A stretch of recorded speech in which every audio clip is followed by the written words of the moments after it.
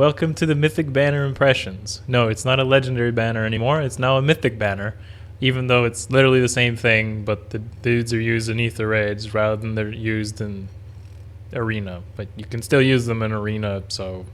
Mythic Hero. Welcome, ladies and gentlemen. We're going to be looking at a brand new Mythic banner, the first of many to come every 2 months. I think this as like a first impression of Mythic banners before they start coming. As you can see, we're getting the God of Strength first, and this is cool because it means Mythic heroes are probably going to be different from what legendary heroes are. Mythic heroes are likely to be things, which I will update in the predictions going forward for all the months, likely to be iconic and super influential characters from the Fire Emblem series. So if you don't know much about the Fire Emblem lore, this is a good opportunity to learn some of it. Maybe hit up a wiki or play the games. Either way, unfortunately for you guys who are looking for your 7th or 8th Camilla alt, Mythic Beast Camilla, you'll have to wait. And, that's as much of a disappointment as that is. But yeah, okay. Let's look at the Mythic banner. The hero himself, my first impressions of him, we don't really know what stats, but what skills he brings, what sort of meta implications he may have, and of course the units, and overall we'll summarize should you pull on the banner. And yeah, let's do it.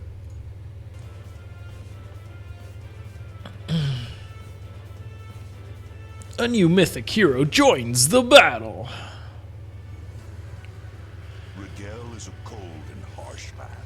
That is why my people grew strong. Sure it is. Alright, so we have Duma, the God of Strength. He is our first Anima AR hero.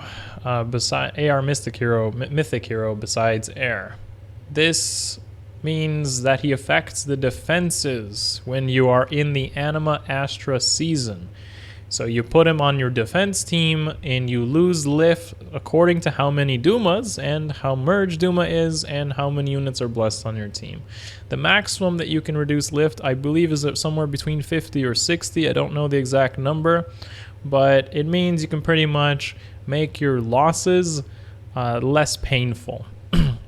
I want to talk about that maybe in a bit, but first we'll look at Duma himself, and then I'll talk about what I think of the whole defense Mythic hero as a whole. I think I've touched on this on some of my other videos, but let's actually look at Duma before we talk about why defense Mythic heroes probably aren't even worth a consideration if you care about rankings in this game at all. And unless you have infinite orbs. But no one has infinite orbs, so I'm just going to assume you don't and that you're playing the game on what the game provides you with. So, Duma is a colorless armored dragon. He provides the attack and HP buffs for the units blessed with Anima. When nobody has Anima blessings, so you're going to have to summon to get them, or they'll probably give it to us once a week in Ether Raids is my guess. Now, him being colorless is a good thing. I'm a big fan of colorless units, as many of you know. The reason colorless units are really good is that they do not have weaknesses. Sorry, what did I just say? He's a dragon and an armor. Sorry, he's chock full of weaknesses. Use an armor slayer, use a falchion, use a splashy bucket. Oh wait, he's full of weaknesses. No, this is not how you make a colorless unit good. Unfortunately, he has problems, and his problems are the same as any other armored dragon. Bring a dragon slaying weapon, or just have one ready, or, armor slaying weapons which are plentiful, and that's not a good place to be in, unfortunately for him. On top of that, limited mobility, not going to help him out here at all.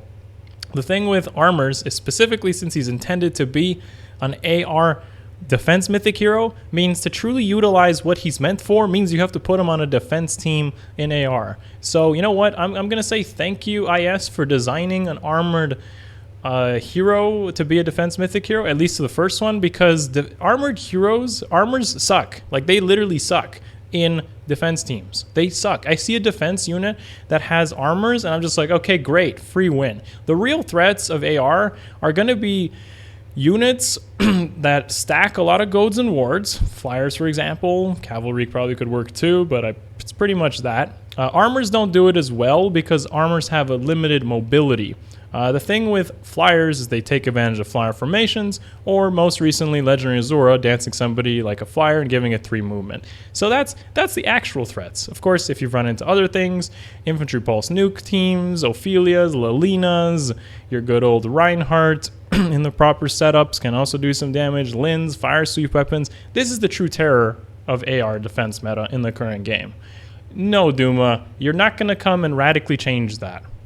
The most potential I see like somebody like Duma being, like literally his best trait, is the fact that he gives an attack buff.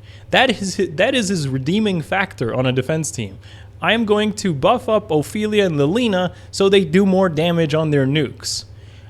That's pretty much the extent of what I see him doing on a defense team, unfortunately. So not a good slot to be in. Has some problems, and the fact that he's armor pretty much creates a 5v6 and like 5v5 scenario rather than 5v6 up in tier 19, 20, and 21 in AR.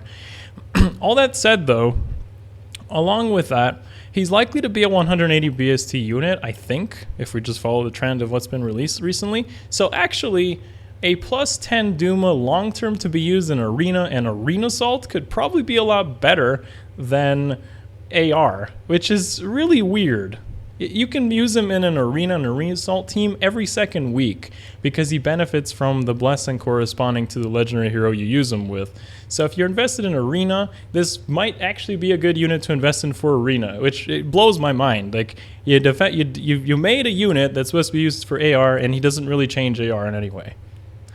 Okay, let's look at his skills. So let's look at Fell Breath first. 19 attack weapon, and it's conditional based on the opponent that he fights against not having 100% HP. So as long as they're damaged in some way, he gets extra 6 attack and res. That makes him pretty strong. Like he's gonna have like 25 attack pretty much just off of most engagements because it has synergy with Upheaval, which we'll talk about in a moment. But basically, as long as he's fighting a unit that isn't full HP, his weapon is really good or decent, and it also denies follow-up attacks. So if he's fighting somebody that might have like Bold Fighter, then he cancels that Bold Fighter, or if they're running like QR and you attack into it, then you stop that QR. So that's some pretty good stuff, and Desperation I think also works against this too. So those are all some really good stuff. But here's the thing. You need to pretty much use Distant Counter to cover both the melee threats and the range threats that he likely has to cover. So you're taking away a lot of stats in like the A slot to do that with.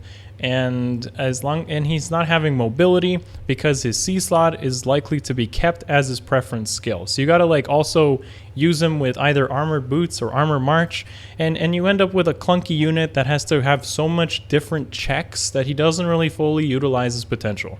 There's no distant counter, unfortunately, in his weapon. You need Armor Boots for mobility, but if you choose not to use that, then he has no mobility. Do you use his preference skill so you can use Armor March? But then if you use Armor March, do you need another armor on the team? So you see where this is going. Like it's not like a clean, simple unit that just does what he needs to do. He just has too many things to meet the proper criteria of a good unit, a consistent unit. And that's why I'm not really a huge fan so far.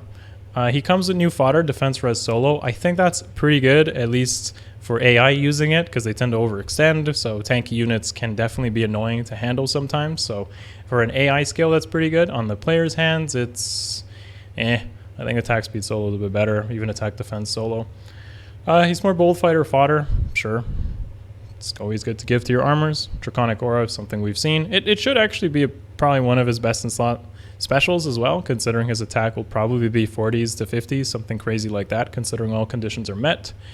But yeah, let's talk about Upheaval and what sort of implications that brings. So to summarize it, basically at the start of the turn, you do big splash damage to the whole opposing team.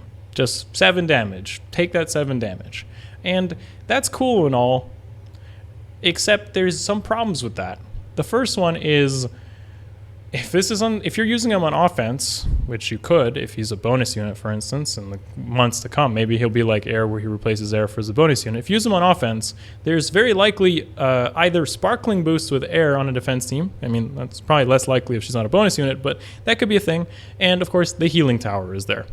So if the Healing Tower is there, that just literally completely made that skill useless. So you're probably not getting much value out of that. If he's used on defense and you're also using it like that, air is still a unit that will be seen a lot, whether she's a bonus unit or not, with likely sparkling boost, especially if something like this is common. But what's most important to realize that's anti-synergistic with the skill is that it actually helps your opponent in a lot of cases. You literally set up Vantage for the enemy units, thank you for 7 free damage, or, and this is the biggest kicker, level 1 Smol Zura, which you can get for 100 Grails, gets hit by Upheaval and sets up Escape Route 3 because she has 14 base HP. Thank you for just creating a dancer that can go anywhere on the map. Thank you for being on the defense team over there. And the additional effect that he has is, of course, he's a catapult.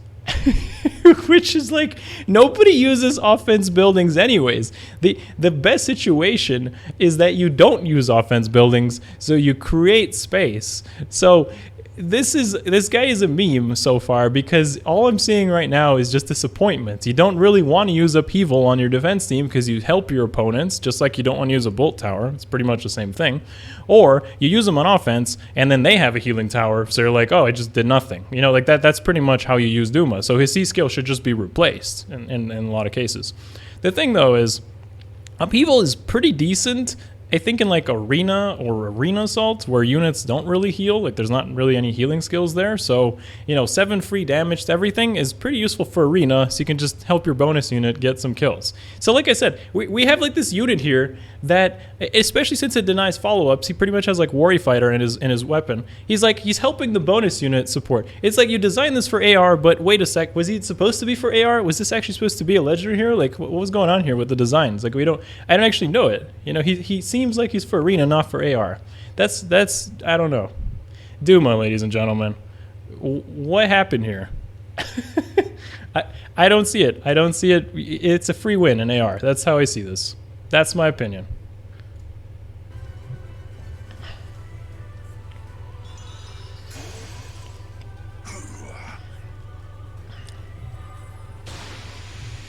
Pretty cool animation. Pretty cool animation, pretty cool sprites. Very, very immersive, very well done. They always seem to get better. Now, before we look at the other units on the Mythic banner, I want to actually talk about why, before we go into like should you pull at the end, why you shouldn't even consider pulling for Duma if you're climbing like ranks in AR, okay? So, a lot of people probably ask this, don't I need Duma to reduce the lift I have in AR from losing, because I'm always losing? And my answer to that is no, you don't. You need to create a better defense team if you're losing a lot in AR. Like that's literally my answer to you. If you are losing 80 lift every single day, it's because you need a better defense team. You need to look into, I mean, I could suggest my streams in the description below. There's tons of fights that I go into. You can get some good ideas as to what works and what doesn't work. There's VODs as well on that. Definitely use that resource potential. I'm sure there's plenty of guides, including my original AR defense guide in my playlists that you can take as a pretty simple example of how to create a basic defense team. But honestly, coming down to it, if you're trying to invest in a defense mythic hero to reduce your losses, it doesn't make sense because you shouldn't be playing to lose. You should be playing to win. So creating a success is better than losing 20 less lift, essentially. And to get to tier 21 in the current state of the game, you don't even need Duma. You only need 2 airs. You just need 2 airs, or even with 1 air and just like good defense results, you can still do it. With an upgraded ether fountain. It's not even required to have Duma as long as you have good gameplay and good resource management to make investments on your defense teams or your offense teams happen. That is why it just seems odd that, especially since he's not even a good defense mythic hero. Like if this was a flyer or a cavalry unit, if we had ourselves mythic Reinhardt here with a quad Dire Thunder, that would be pretty OP. And that is where you would probably want to invest in him, because then you'd actually have a good winning defense team. But the thing is, Duma doesn't really do anything on a defense team besides help your opponent, because that's what Upheaval does. He actually has a counter that everyone already has that will likely be used in AR. Air has Mystic Boost and Lithiaburg. So if you try to use something like Vengeful Fighter or QR on him, Air was going to take minimal damage since he's going to hit her res stat. And on top of that, you can't even deny his follow-ups. Basically, air is pretty good against dragons, but she can also run Splashy Bucket. Falchions are a common thing. Like there's so many counters to him on a defense team, plus his low mobility doesn't create much threat. So that's pretty much why, it's kind of like, if you like Duma, that's like the only reason you should realistically be pulling for him. Or if you're going for Arena, here's a good Arena unit. All right, let's talk about the actual Mythic banner. So we got Ike, Expected, Lyn, Summerland, Ryoma, big surprise to me actually, Hoshiden Alencia, Brave Ephraim, Legyarn, Tiki, Legendary Tiki, Loki, Cliff, and Erica. Alright, so we predicted the greens and the colorless on point. I mixed up the red and the blue in this case. So yeah, I thought they would have done Micaiah earlier, but they chose to do another blue seasonal in this case, and that's where my predictions went a bit wrong, but I did kind of consider this already. I did actually mention my predictions. It's not a huge surprise, but it's, I don't know. I guess it was too early for Micaiah. What I want to say about this is still actually a pretty good Mythic banner if you're trying to get good fodder. They are always pretty much good at this point. We haven't had a bad, disappointing one in probably in a while. Like these are all, there's going to be something for everyone here, whether you're a new player or a veteran. So we're going to go into the specifics as to what you may want to consider. Let's bring out our good old math.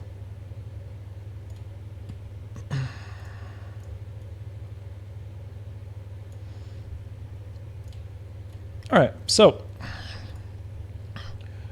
for those of you that are not familiar with how the mathematics work, we pretty much have red as being the hardest stuff to pull from because it's the most saturated pool. However, red generally has pretty good 3 and 4 star fodder, having exclusive things like Fury, TA3 for instance. It has reposition in it, which isn't exclusive to it, but it's still pretty good.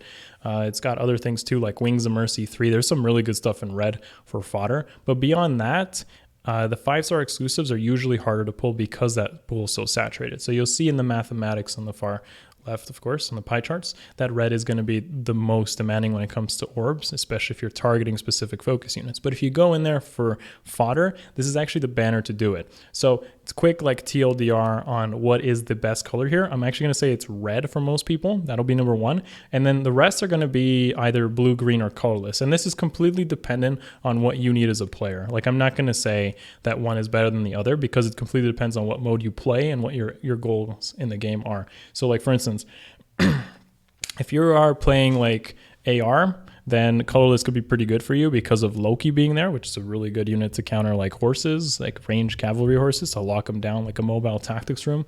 Of course, Duma is supposed to be an AR hero, so technically if you're playing for AR, Loki and Duma... You never know. Duma might end up being good in the future should they release new armor-related scales or some crazy like galaxy brain player makes a way. I want to see the defense team with Duma like actually being threatening. When I see that, I'm going to be impressed. And no, it cannot be his bonus unit season because that's just cheating with extra stats. Surtur, for just reference, was decently a threat when he was a bonus unit. As soon as his bonus unit like season ended, he's like a clown now. Like he was really easy to deal with. So I want to see an actual Duma, be pretty good there. But it's like I said, colorless is going to be really good because we have Loki, we have Duma, and because everyone has air, Starfish could be pretty good as fodder as well from Summerland, especially if you maybe utilize something like Hoshiden Bath Camilla, Hostile Springs, whatever. I'm going to be using her, for example, so you could get some pretty good value out of colorless that way. The reason red is the best fodder, though, and this is pretty much universal, is because Legyarn is coming with red dual flying, so, that's pretty good. She's a good unit herself, and she has chill attack, so, and distant guard, I think. So, Legyarn is really, like, super premium when it comes to fodder, and pretty much anyone can find some value out of that unit. Ike has, Warding Breath. He's an Earth legendary hero. So if you're working on creating, blessed teams, he's going to be able to do that really well. And Erica, again, really good unit, good fodder, good Gale Force unit. So you have pretty much everything there. You have like arena coverage, ether raids, fodder, merging legendary heroes for blessings and points. You pretty much have that all covered in red, no matter where you choose to play. Even when it comes to like PvE maps, abyssals, chain challenges, like these are some really solid units with investment, all of them. So red definitely wins in the fodder department. Attack speed solo, like I said, compared to defense res solo is like so much better. There's so many units that could use that to its maximum potential. Now, looking at blue green, just as comparison to colorless, it completely depends on what you play for. And what is hit and miss here is whether you have dagger units on your main core teams. So you got to ask yourself, do you have dagger units on your team? And do they need to cover specific units, whether that's on an AR defense team or an AR offense team? So for example, Ryoma comes with Chill Defense, which isn't what I would recommend foddering him for, but he comes with that armor slaying dagger. So if armors are your problem, let's say in AR defense, if armors are crushing your team for whatever reason, I mean, I don't really see that, but if that was the case, and let's say you had maybe Hostile Springs Camilla on your defense team, then like that armor slaying dagger would be good to give to Cam in that case. What is also kind of important to realize between Ryoma and Alencia is that those daggers have Hardy Bearing built in, and this is actually really good to counter CC Vantage teams. So that would be really good. But between Ryoma and Alencia, I feel like Alencia is slightly better because she has attack speed push, which is decent, but attack speed solo is a bit better in my opinion. But beyond that, the Dragon Slaying Dagger, which could be better than Splashy Bucket in some scenarios because it has that Hardy Bearing beaten in. So like if you had like Grima with Vantage trying to just destroy your whole team, then your dagger user like Air on your defense team had Lincia's dagger, you'd be able to Hardy Bearing and kill her, plus you've had that effect of damage. So that's what the question you got to ask yourself. Do you need that fodder? If the question is no, then you've pretty much devalued both blue and green in that case. Then it's more important to follow up then on what sort of core units do you have and what are you playing for when it comes to blue and green? Because blue then has Fort Defense Res, which is good for scoring, but it also has Legendary Tiki. So arena-wise, blue is pretty good because you have the highest BST for scoring, Earth, and Fort Defense Res, which goes on many units to increase your score through SP caps. Green, on the other hand, has Legendary Lyn, which could benefit from green dual infantry to be pretty good for scoring. Also, Lyn is actually pretty good on AR offense as a really invested unit. She's one of the better enemy phase units, especially combined with Null Sea Disrupt. But the exclusive fodder from green is Special Fighter. So if you do use a lot of armored units, Special Fighter is pretty much making its return here since it was debuted from like mid last year. So that's pretty insane to wait this long to get Special Fighter back. So I wouldn't try to snipe, as you guys can see in the mathematics. Like sniping is always going to lead to disappointment. You usually need to spend over 150 orbs to get a specific unit, upwards of 300 to 400 based on the color you go. And it can be even worse than that. I've had definitely banners where I spent like 500, 600 orbs and you don't get the specific unit. It's better to consider the color. What color do you need? Look at the specific fodder in it and then go for it there. But hands down, if you're not sure, red. Now, overall, to summarize, is this banner worth pulling on? Wait for the last day. Usually on legendary banners, I say it's okay, like to go for day 1 or day 2, day 3, because you're getting your values worth no matter what. But in this case, since we're so close to anniversary, there's literally like less than a week before we have anniversary, it's better to wait until we get some news to know what sort of changes may be coming where your banners, your orbs might be better spent on other banners. For example, if they do demotions, they create some sort of summoning changes, new units that might be more appealing to you or impactful, then you may want to not regret spending 200 to 400 orbs here before you see your other options. So yeah, definitely wait at least for that. But if you don't care about the anniversary once the news comes out, or if you just have a lot of orbs and there's something here that really appeals to you, then it's by no means not the worst banner. With all that said, Duma should be renamed with DLULMA. I hope to actually see him become better as a unit. Somebody has to prove me wrong because I'm not seeing it. I see a free win. That's what I see. Okay, thank you. Thanks for watching. Of course, let me know in the comments below what you think of this banner. If you're targeting anything in specific, let me know your thoughts on Duma. If you're gonna let me know your thoughts on Duma, at least try to tell me why he's good or bad, whatever you want to argue. I'd love to see some constructive discussion on it, not necessarily Duma is a god and therefore he's the best. That is not a good argument. I want to know where he could be utilized in a team, what sort of buffs and combinations would possibly make him more of a threat. Or maybe there's something I'm not seeing out of Upheaval and Fell Breath that could unlock his potential. Leave the video a like if you haven't already. Subscribe to the channel for more information like this. I may do a Duma kind of like comparison analysis unit preview once I get his stats if I feel necessary to do so, especially if you guys maybe bring something to light through the comments. I'll check those out as well. And I'll see you guys in the next video. Thanks for watching. Peace.